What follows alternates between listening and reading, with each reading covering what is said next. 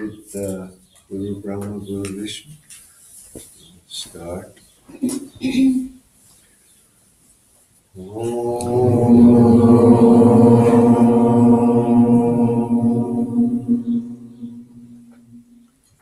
Guru Brahma, Guru Vishnu, Guru Devo Maheshwara, Guru Sakshat Parabrahma, Tasmai Shri Gurave Namaha. Om Shanti Shanti Shanti.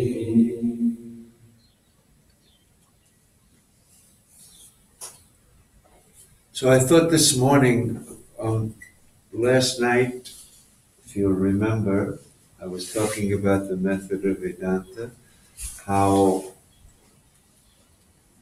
whatever is said in the beginning, the end is negated. Sounds very simple. But when you apply it to the specific teachings, the whole attitude towards what is being taught and where it's leading becomes different. A new vision of Vedanta can unfold. And I was thinking that yesterday we had a beautiful rendition of the Nirvana Ashtakam, which is attributed, by the way, by most people to Shankaracharya. Whether it's his or not, we don't know, but it doesn't matter. But it doesn't contradict anything that he teaches. And I learned that hymn with a different tune. I'm sure it's sung in many different ways. And I thought, because that verse that you sang is a perfect example of the neti neti. So I'm going to sing it, and I'm going to translate it, and then you'll kind of see that it's really the same thing that I've been talking about. Mano buddhyaham kara chitani naham nache shrotra jive nache grana netre nache vyoma bhumi na tejo na vayu chitananda rupa Shivoham, Shivoham, Chitananda Rupa, Shivoham, Shivoham. Mano, mind, buddhi, intellect, ahankara, the I sense, chitta, the memory, naham, I am none of those. So first, he knocks off all of the qualities of the mind right up to the ego. Nache shrotra jive, nache grana netre. I am not the ear or the tongue or the nose or the eyes. Nache vyoma bhumi. I am neither the Vyoma, space, nor Bhumi, the earth. Nache Vyoma Bhumi, Natejo na Vayu. I am not the fire, nor the air. Chitananda Rupa. Chit, consciousness bereft of all objects. Ananda, bliss not caused by anything. Rupa, that's my form. Chitananda Rupa. Shivoham. Shivo aham. Shivoham, I am Shiva. Shivoham, I am Shiva. Chitananda Rupa. Shivoham, Shivoham. once you negate all of those things that we identify with, including, so that just like the Bhagavad Gita, when Krishna was talking about the Kshetra, he said the buddhi, the ahankara, the mahabhutani, that's Vayu and Tejas and Bhumi. Same exact thing. I'm not any of those. Neti, neti. What remains? Chittananda Rupa, that form of pure conscious bliss. I am Shiva. I am Shiva. The beautiful chant, all Vedanta, right there. When he says, I am Shiva, I am Shiva, he doesn't mean I am Shiva, the guy who lives up in Kailash Mountain, who's sitting there in meditation with his eyes half closed. That's not the Shiva I am. The word Shiva really means Mangalam, Sumangalam, extremely Mangalam. That's the meaning of there's, for almost all of these Hindu gods, there's a Puranika idea about it, and then there's the real Vedantic idea. The Puranic idea of Shiva is he has a bull and he lives up in Kailash and he's the great yogi. But the real meaning of Shiva is Mangalam, that which is auspicious. There's nothing as auspicious as your own self, because in it there's no fear, no duality, no limitations, no birth, no death. That's called Mangalam. That's the meaning of Mangalam. Shivoham, I am that Mangalam Chittananda. It's like Vishnu. The Puranika Vishnu has 8 arms, but Vishnu means that which pervades everything is Vishnu. That consciousness, which is the very warp and woof of the whole universe, that's Vishnu. Sarvavyapi Vishnu. That's the real meaning of Vishnu. Ganesha, not the name of an elephant god. Ganaesha. Gana is the body. Sanskrit's kind of funny. Gana and Isha means the Lord. When Gana and Isha come together, the A and the E becomes A. Ganesha. Ganesha means Ganaesha. That Lord who resides in this body, that's Ganesha. That's the Vedantic meaning of Ganesha. You could go on with this. Krishna, not the guy with the blue guy with the flute. Krishna, he who is not of this universe is Krishna. He who's never come down, who has never entered into the world of duality is Krishna. The Vedantic meaning. You can go on with this. I was thinking, because it's a short class this morning, that rather than take the text,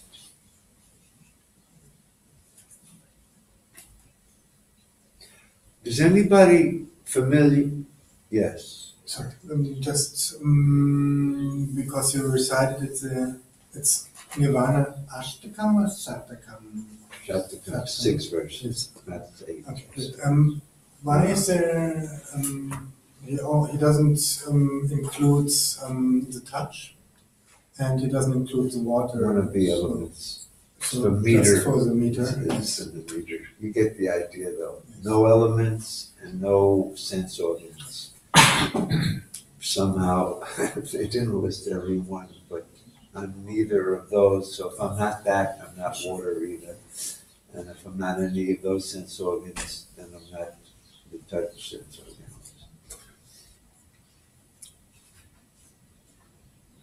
Has anyone ever heard of the morning remembrance prayer? Yeah? We do it here sometimes in the house. This goes, This is also attributed to Shankaracharya. And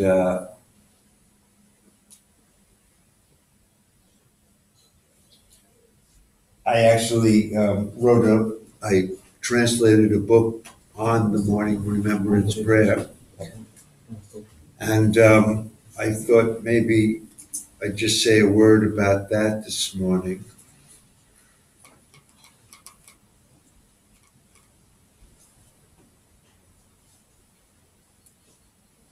I'll just do the first verse. There are 3 verses in the morning remembrance prayer. It goes like this: Pratasmarami hriti samspurat atmatattvam Sachit Sukham Paramahamsa Gatim Turiyam Yat Swapna Jagara Shishuptam Avaiti Nityam Tat Brahma Nishkalamaham Nachya Bhuta Sangaha. This morning I remember that effulgence in my mind, which is the truth of the self. Tasmarami hridi samsparatatvam Satchit Sukham, which is existence, consciousness, bliss. Paramahamsa Gatim, which is the goal of all the Paramahamsas. That light that's shining in your mind is what every Paramahamsa is seeking. It's always shining right in your mind. That's the goal of the Paramahamsas. Paramahamsa Gatim Turiyam. It is the 4th compared to the illusory 3 states of waking, dream, and deep sleep. It's called the 4th. Shankara calls it Maya Samkhyam Turiyam. The illusory 3, it's the 4th. When there's no 3, then it's the 1. In relation to the illusory 3, it's called Turiya. It's not a separate state. Sachit Sukham Paramahamsa Gatim Turiyam Yat Swapna Jagara Shishuptam Avaiti Nityam. That which eternally sees, which eternally knows, Avaiti, Nityam, always, with no break. The witness of this whole waking state, the witness of the whole dream state, and the witness of deep sleep. That witness which knows all of these and is unaffected by any of it.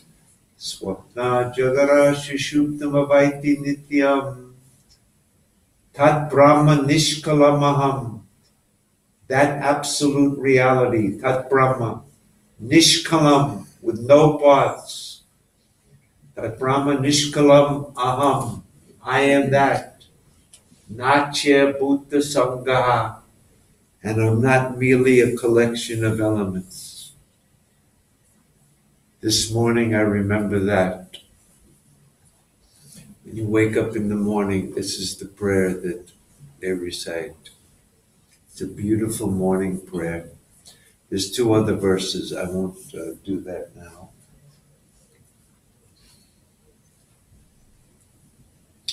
I thought today I'd mention a subject that I've been thinking about for the last couple of years, which is, it has to do with the relation of science and Advaita Vedanta. Are there any scientists in the room? I was 16 years at university, Studying science and business administration. no. I'm talking physicists. I'm PhD. talking a PhD in business administration. Doesn't count. Science. So anyway, we all know what science is. Pretty much, if you graduated at least high school, you have some idea of biology, and you know something about evolution. You may know something about the Big Bang, and 13.7 billion years ago, this universe came into existence, they tell us, and it's been expanding, and here we are, and it'll continue to expand, and there'll be nothing left at the end.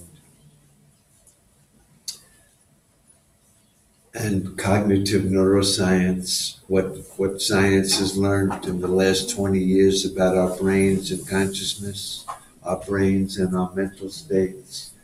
Where is the visual cortex? Where is memory stored? Where is the sense of self stored? Where is the sense of other stored? Brain mapping. People who may have been studying these things could have some doubts about Vedanta. So I wanted to discuss the subject about if you're into Vedanta, if you think that you're a Vedantin, or you would like to believe in the teachings of Vedanta, does that mean that you have to give up the teachings of science? You have a no. Anybody else? No. That there's no conflict between science and Vedanta. Okay. Well, let me ask you this. If I go to a scientist and I tell him, Mr. Scientist, you know, in your last life, you must have done some really good things to be a scientist now. What do you think that scientist will tell me? Prove it. Prove it. What's your proof? Oh, I got the Bhagavad Gita right here. You gonna hold up the Gita?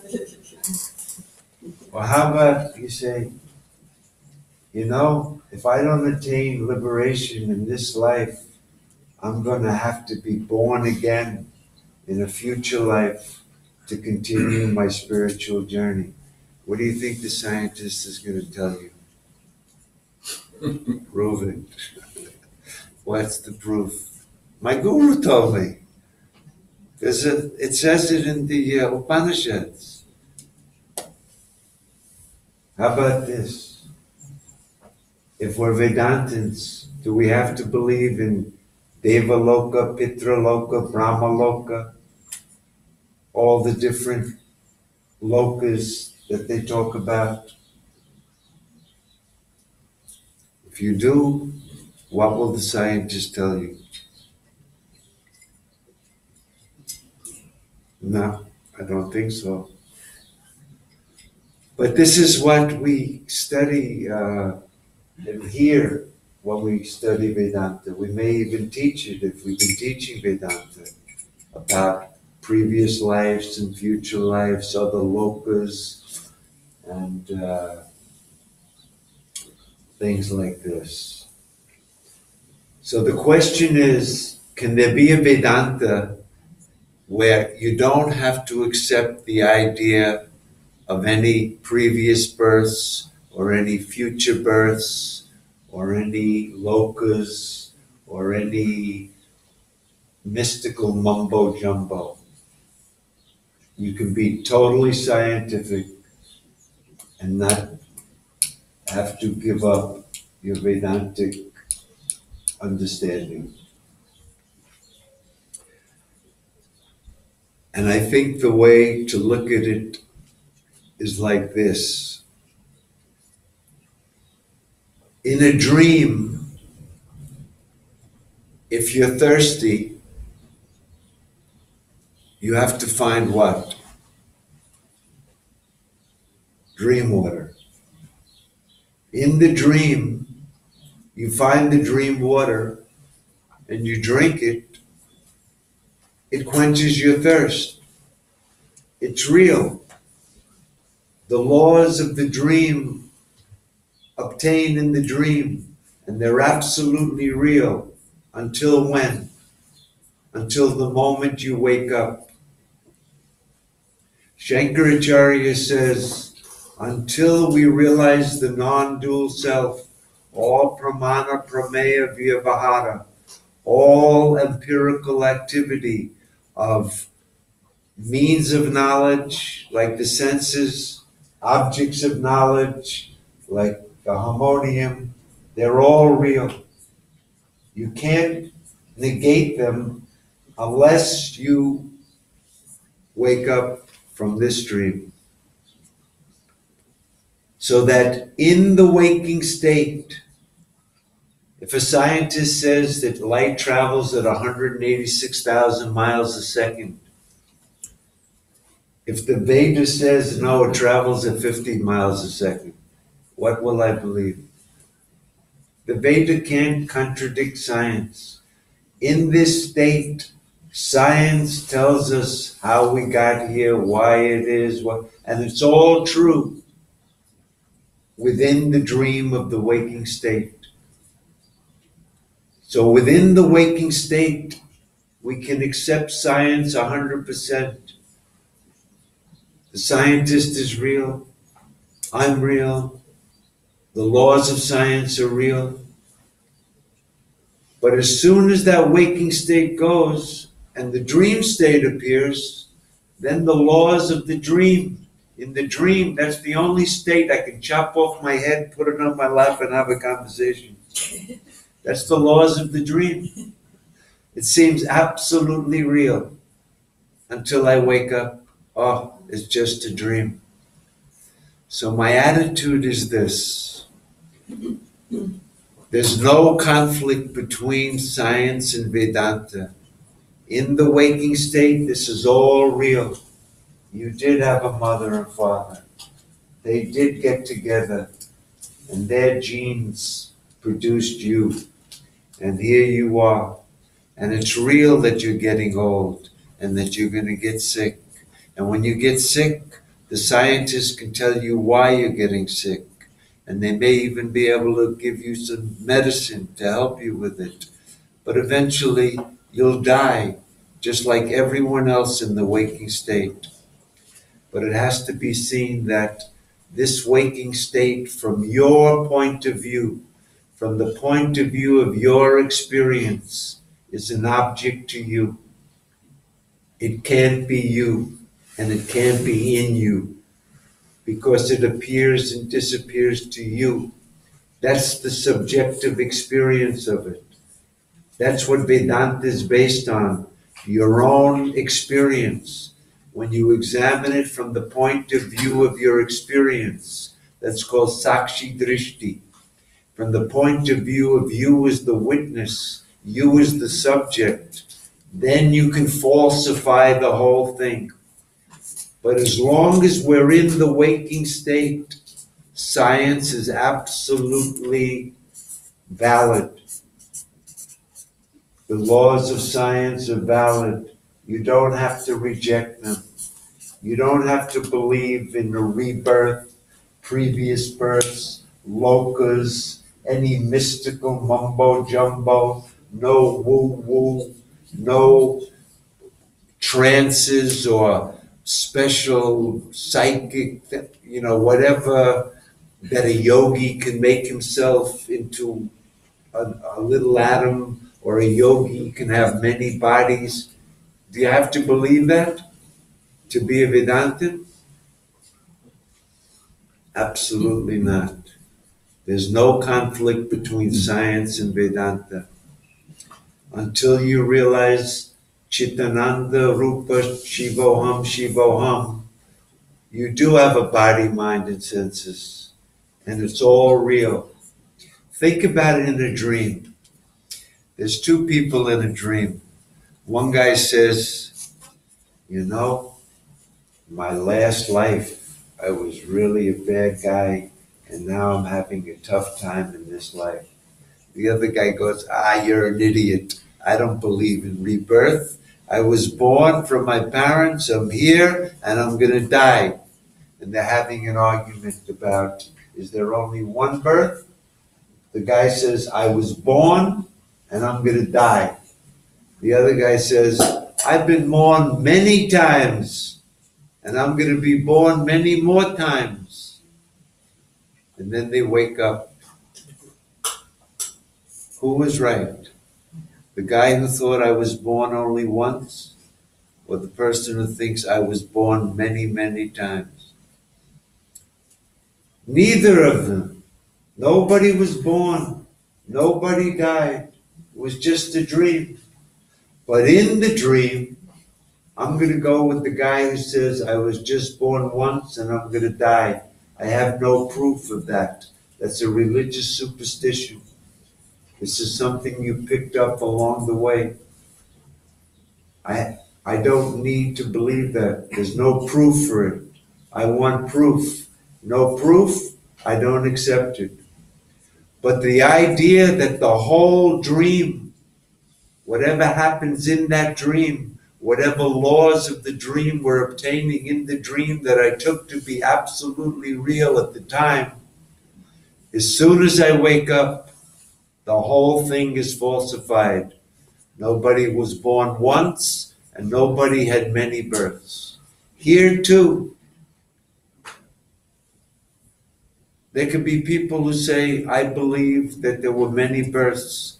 It's just a cultural thing that in the ancient times, this was a way of explaining things that kind of made sense to explain the disparity amongst people now.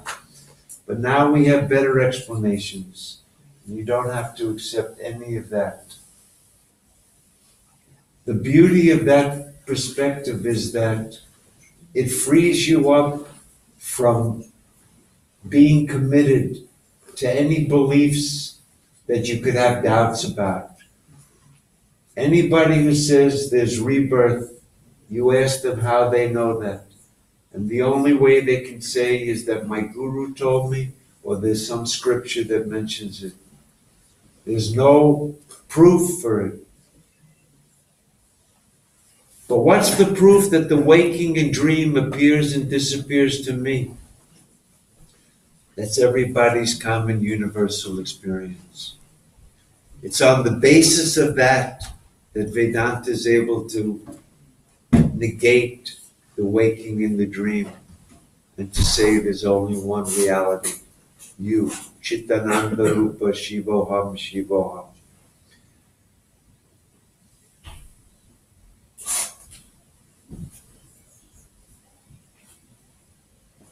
In the waking state, the scientist is real.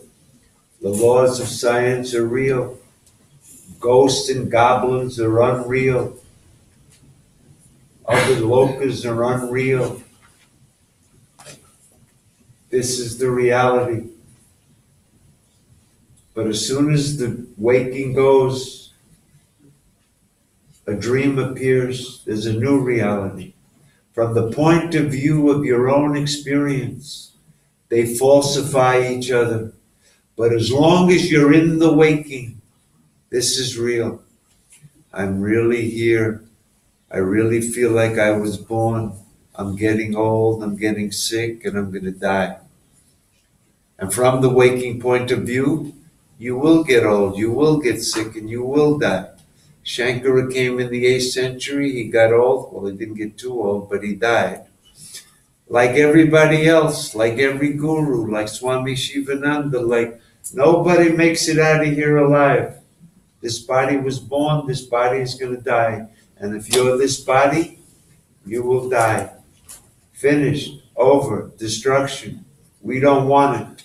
So we make up stories about how we'll continue after our death, or that how we were here before our death. It's just a hope. It's just a dogma of religion. We have no proof for it. So I think that from the waking point of view, we go 100% with science. You'll feel much better about it. You won't have to have any beliefs that other people can make fun of you because you're believing something in which there's absolutely no evidence for. Question. Okay. 2 questions. 100% that from the waking, you believe in science 100%. Science 100% will say that dream is a state of waking. That's one question. Second question is there's no proof that dispels, there's no proof that reincarnation is not what actually happens. It's not a fact. It's true, there's no proof that it is, but there's also no proof that it isn't. So both are belief. Suppose I told you I believe this spaghetti monster that's circling Venus. That's what I believe. Irrational. Why? There's no rational, logical There's no basis proof for it. for it? But there's logical, rational questions about reincarnation. You see, everything comes back. You know, I'm breathing an atom of Julius Caesar's breath, last breath.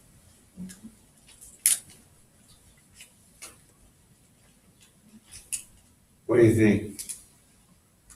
Let's see, madam, Yes, the question would go with Chandras. you go with each other.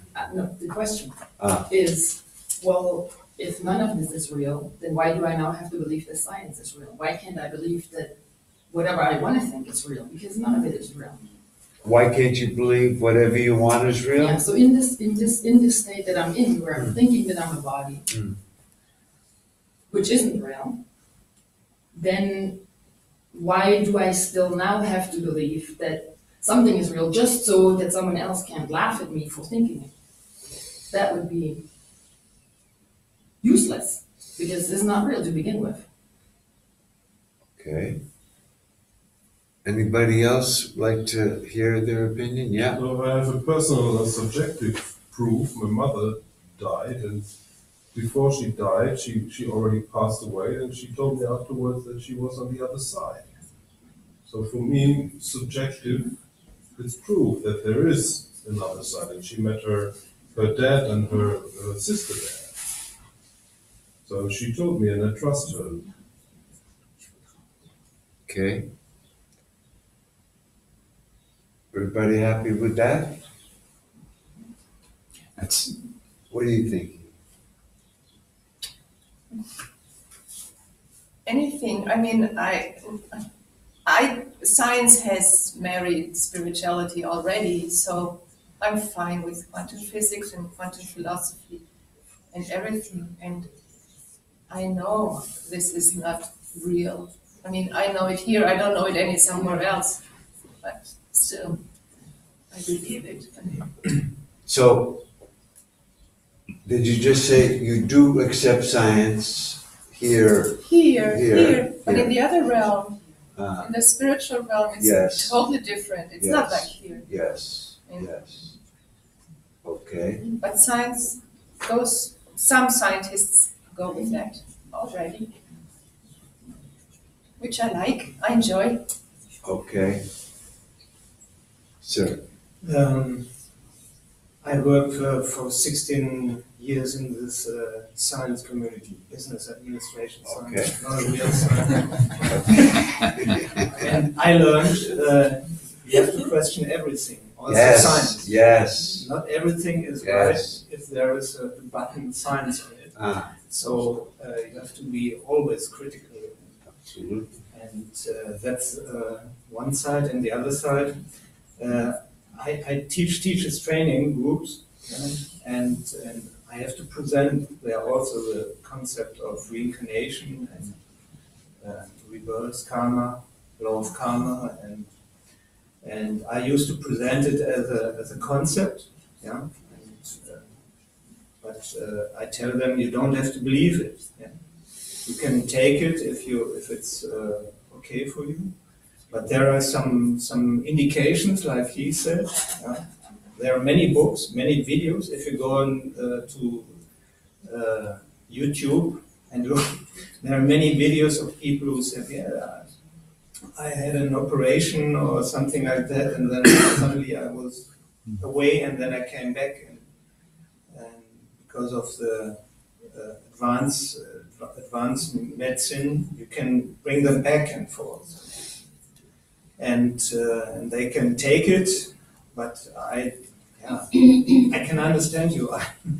Nobody wants to be laughed at here. So, but you can present it in a way to other people. You can accept it. I wouldn't fight for this concept.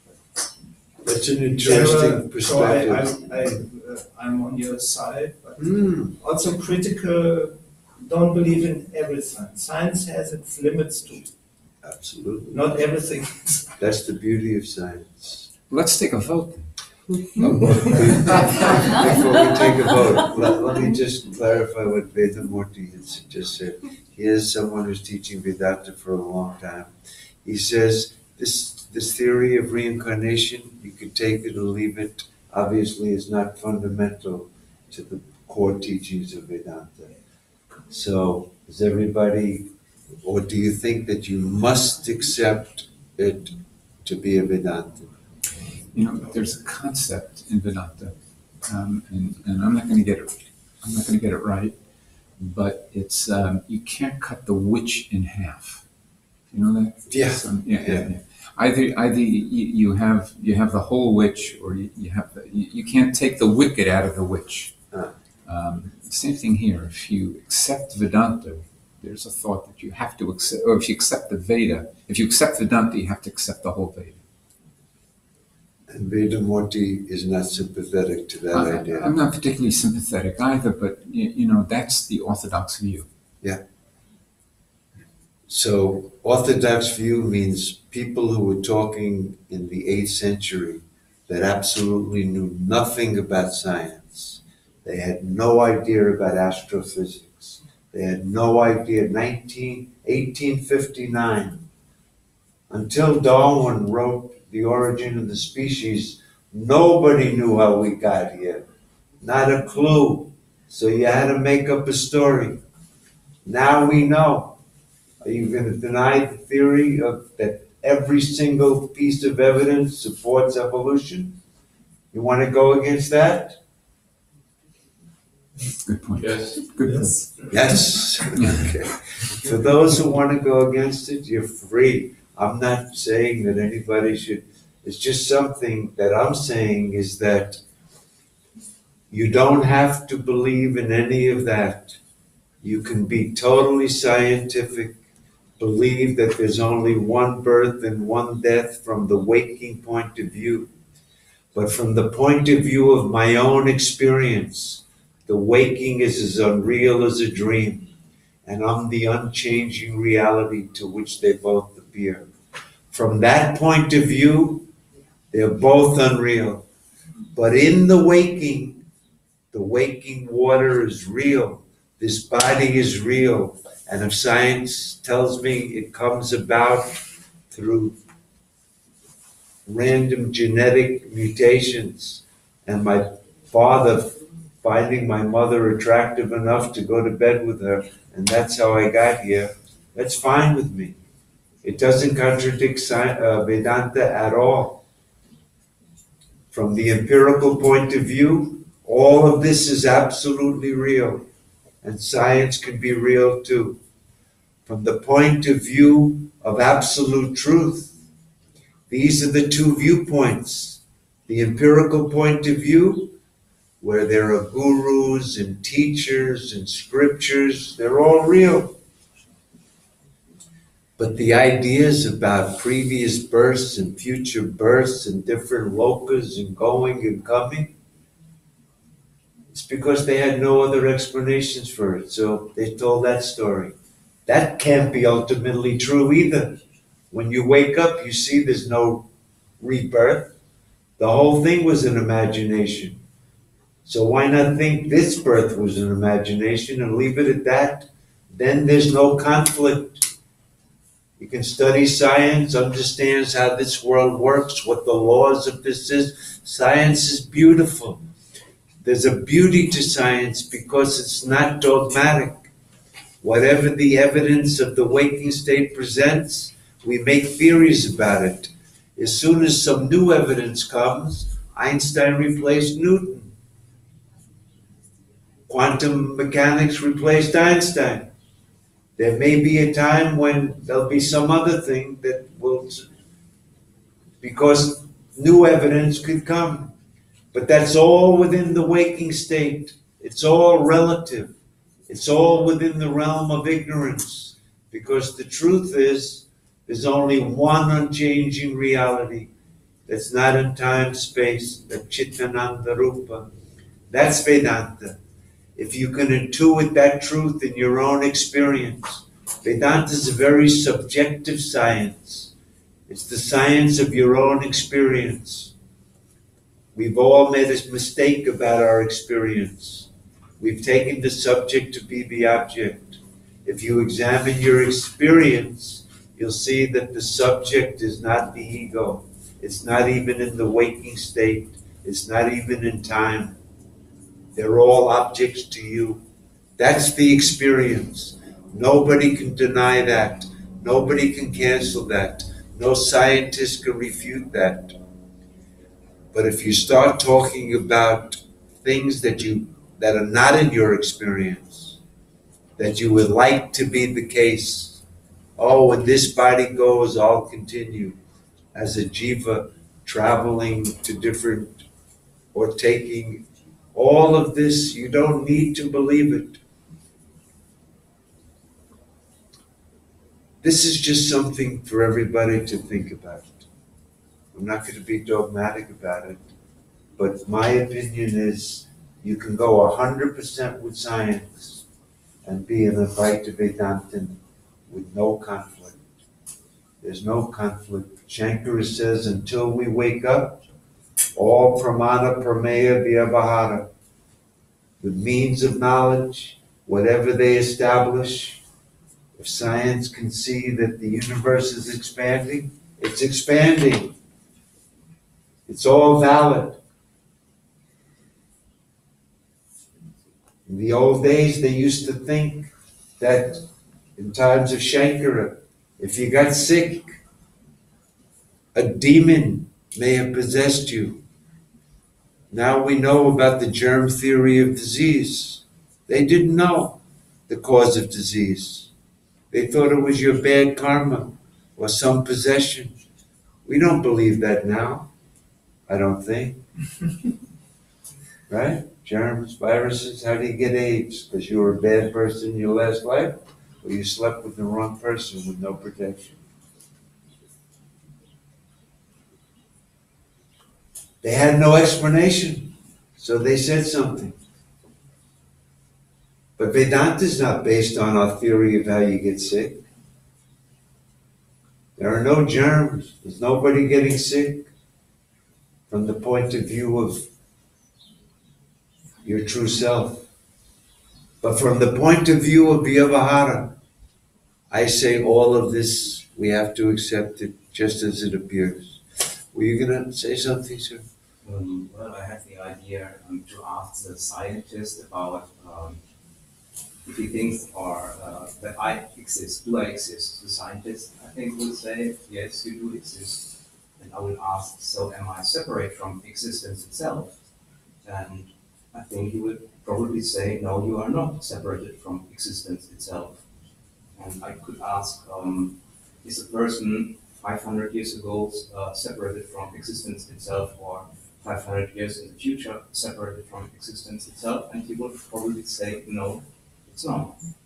And that would be my point to say, it doesn't really matter if I am reborn or not reborn, because I'm one with existence itself, and you can define that as existence is the multiplicity or plurality it seems to be. And you can say, I am reborn then and then, but you can withdraw this altogether and say, I'm just existence. This would be approach in my mind. Everybody heard that? That even the scientist says that I exist, and 500 years ago, whatever I exist of, matter, that's what I exist of according to the scientist. I'm nothing but matter. Scientists are materialists. They're not supernaturalists. Everything is nature. There's nothing beyond nature. To be committed to science means nothing supernatural. So when he says, yeah, you existed at the atoms that make you up right now. And when this body goes, you'll continue to exist as the earth, food for the worms. You'll exist as the worms because they'll eat you up and they'll continue. So that type of existence, no problem, because matter and energy are indestructible and eternal for science. So if you're just matter, then of course you've always existed, you exist now, but only existing in the terms of the five bhutas, the elements. You're made up of elements. There's no soul in you. There's no homunculus, no ghost in the machine that's going to continue after that body goes. If you want to take existence, meaning that I'll always exist because I'll always be made, I'm atoms, and those atoms will continue even when this body ceases, then that's a type of immortality that has nothing to do with the idea that me, the person, will continue. You know, Science and Non-Duality, SAND conference. Who knows? SAND. Sure. So that's good. Science and Sand? non-duality, yeah, they have this conference. Or is it? But you know that science can only explain 5% of the whole universe. They call the rest dark energy and dark matter. So they know there is something, but they can't explain it with the even quantum mechanics. So you know about this? Yeah. Yeah. Okay, so that's one point that even science Doesn't know doesn't everything. explain everything. Can't explain, hasn't From my point of explained view, everything. it's also Limited. scientists should be humble That's right. That's the beauty of science. because sometimes I was in this area for a long time, and sometimes people they think like in Vedanta also or in spirituality they think I'm the best and I know everything and There may be scientists like that, but people who know the scientific method know that everything is only up to now dependent on the best available evidence. But if some new evidence should come, then the evidence is coercive. Bertrand Russell, one of the greatest Western philosophers of all times. People familiar with Bertrand Russell? If you studied Western philosophy, he's one of the gems. He has a principle called the principle of veracity. And it goes like this. We cannot believe what we would like the case to be. We have to believe what the evidence warrants. So for any belief, if the evidence is for it, we have to believe it because the evidence is coercive. If the evidence is against it, we have to disbelieve it. If there's evidence for it, but equal evidence against it, we have to suspend judgment. If there's no evidence, we suspend judgment. That's called the principle of veracity. What's your evidence for previous births?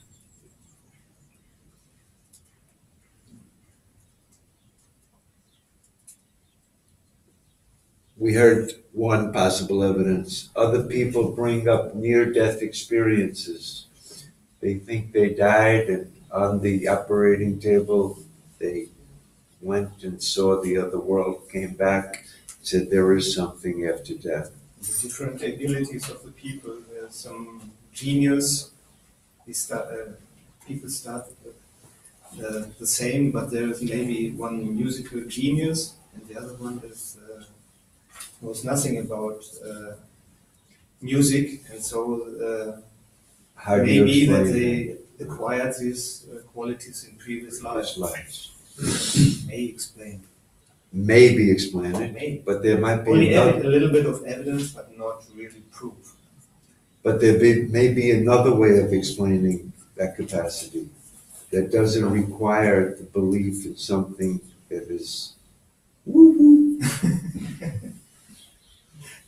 What I want to do is I want to make Vedanta available to modern man, that modern people are scientific, and that science and Vedanta can live very happily together. You can study science and learn how this world works and be very happy with it and still appreciate what Vedanta has to tell us. Those rishis who composed the Upanishads 800 BC, what did they know about science? They sat on a rock and they closed their eyes. Did they know about photosynthesis?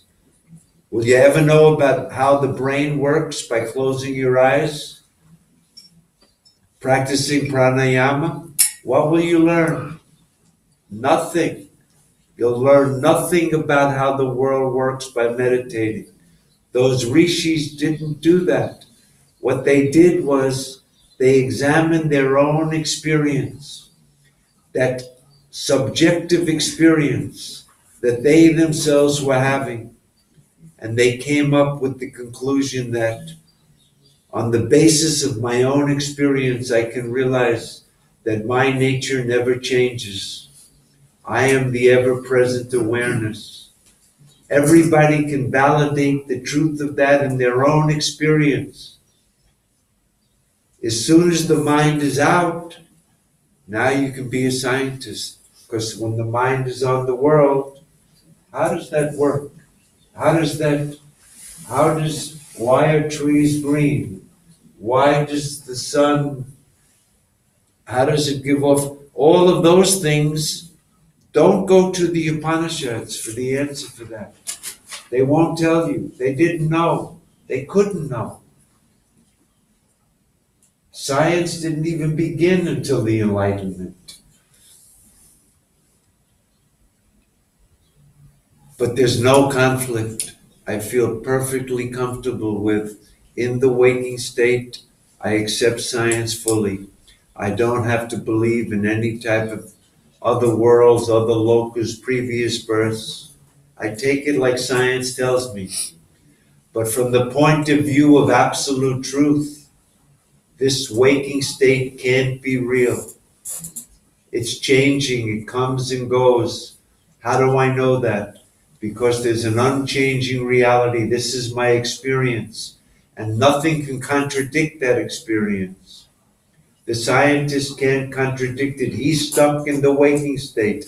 The waking scientist is telling me about the laws of the waking world. As soon as I'm in the dream state, there's a dream scientist. He's telling me you can fly on a carpet. Flying carpets are real. And whatever, the laws of the dream hold true in the dream. And there could be a scientist who can explain how those laws work. And they're all true in the dream. But as soon as I wake up, that scientist, the laws, the guy who believed in reincarnation, the guy who said, no, there's no reincarnation, I believe in science. From the point of view of myself, the whole thing was a dream. From the point of view of myself, this whole waking is a dream. But in the waking, we go with the scientist. Why not? It doesn't contradict Vedanta. Contradicts the idea that dream is a separate state, a separate reality. Everybody thinks that the waking is the real state and that dreams are false. Scientists say that, right? And we all believe that. The waking is real, and my waking mind creates, when I go to sleep, an imaginary dream world. So the dream is unreal, and the waking is real. Yes? That's how we take it. That's why we call this waking real, dream unreal. And that's what science understands too. Common sense takes it like that, science takes it like that. And we should take it like that. From the waking point of view, dream is unreal, and deep sleep is what? I'm unconscious. Who thinks they're conscious in deep sleep? I wasn't aware of anything. Sir. As far as I learned, I'm conscious, but there's nothing to be conscious about. It's the correct answer. But we all believe I'm conscious when I'm awake. I'm conscious even when I'm dreaming. But in deep sleep, I become unconscious. Why? I'm not aware of anything. I'm unconscious. And then when I wake up, I'm conscious. So consciousness is changing. Every Buddhist teaches this. Consciousness is constantly changing. There's nothing that's not impermanent. But the Vedantic point of view is that if you examine your experience, you'll see that when you say, I wasn't aware of anything, you haven't denied your consciousness. You've denied the thing. How do you know you weren't aware of anything? It's because it's my experience. It's in the light of that consciousness that I say I wasn't aware of anything. I'm now aware of something. I'm not aware of anything. That consciousness didn't change. It's the thing that was changing, not the consciousness. If you examine it properly from your own point of view, then you'll see that the consciousness is present in all the states. You can do it right here in the waking state, because in fact, we really can't remember our dreams, our deep sleep. Why can't we remember our deep sleep? Because you weren't in deep sleep. How could you remember it? You have to have had the experience of something to now recollect it. But you weren't there to experience deep sleep. Ira wasn't there to experience deep sleep. How does he now remember it? So in fact, remembering deep sleep is just an imagination in the waking state. In fact, remembering my dream is just an imagination in the waking state. You can't remember the dream because the dream is not an event in the waking time series that happened in the past that you now remember.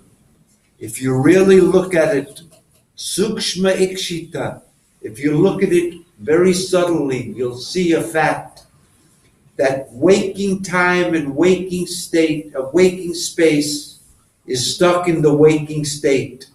Time and space is in the waking state. When the dream appears, there's dream time and dream space that's stuck in the dream space. But there's no time that's outside of the waking and the dream where you can say waking came first, then dream, then sleep, as though the states were in time and space. Time and space is in the state. The states are not in time and space. So dream was not an event that happened in the past that you now remember. It's like a guy in a dream that says to his friend, hey, last night, boy, I remember I had this crazy dream. You wouldn't believe it.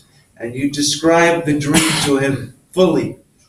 When you wake up, you realize that not only what I thought was waking was a dream, but my so-called memory of the dream that I had last night was also just a dream. So the way to really examine the three states is not by thinking about sleep and dream, but right here in the waking state, we can examine the three states. This is in Gaudapada's Karikas, by the way. Waking is... Time. I'm going to have to finish this. You'll sit 5 more minutes. Waking is when you're aware of an object. When you're aware of something outside, you can take that as waking. Suppose my thumb. Okay. Everybody see the thumb? That's waking. Right now, I'm awake. I'm aware of the thumb. Now close your eyes and see the thumb in your mind's eye.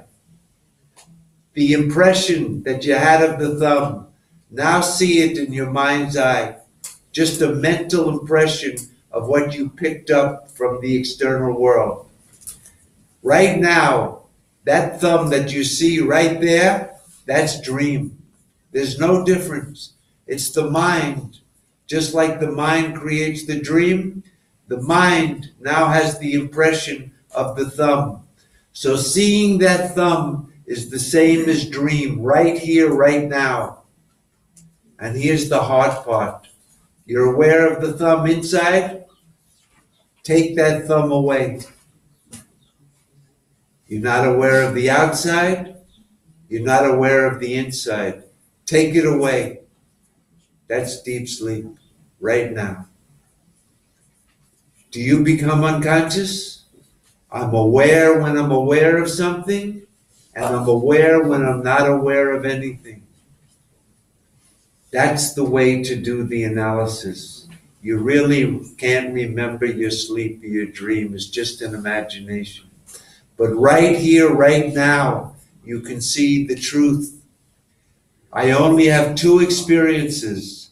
I'm aware of something outside. I'm aware of something inside. I'm either aware of something or I'm not aware of anything. There's no third experience. I'm aware when I'm aware of something, and I'm aware when I'm not aware of anything. I am the unchanging eternal awareness. That is my nature. I can't lose it. It's in the class. We'll do the Parnamida.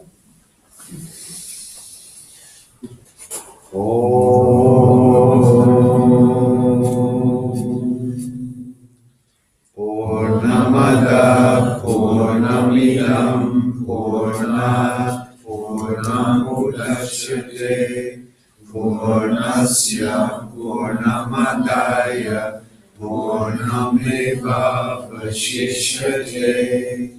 Om Shanti Shanti Shanti.